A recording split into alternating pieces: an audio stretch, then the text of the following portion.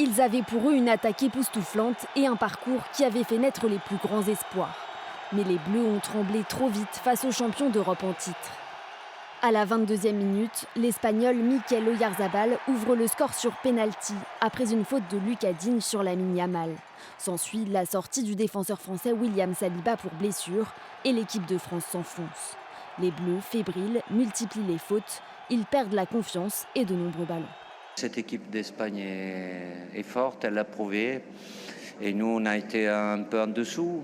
On a commis des erreurs, plus d'erreurs techniques que ce qu'on avait fait jusqu'à maintenant. Et pour pouvoir espérer plus, il fallait qu'on soit au maximum, mais on l'a pas été malheureusement. Donc ça nous amène à une énorme déception. En deuxième période, l'Espagnol Pedro Porro conclut par un second but un long mouvement collectif. L'attaque tricolore, elle, reste muette. Pas d'étincelle, Mbappé reste impuissant, lâché par ses coéquipiers Dembélé et Olysée, très loin de leur meilleur niveau. On n'a pas perdu contre l'arbitre, on n'a pas perdu contre l'Espagne, on a perdu contre nous-mêmes. Ici, vous le savez tous, on sait tous qu'on faisait peur à tout le monde. La seule équipe capable de nous éliminer, c'était nous-mêmes.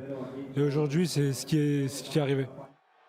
Face au supplice des Bleus, l'Espagne, elle, s'est illustrée par sa possession du ballon et sa défense de fer. Pour son sélectionneur, c'est avant tout la victoire d'un collectif extrêmement solide.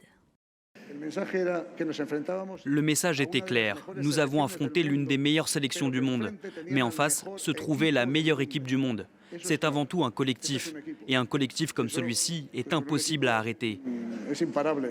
Remontée à bloc, la Roja tentera dimanche de réaliser son rêve, accrocher une seconde étoile à son maillot face à l'Angleterre ou à l'Argentine.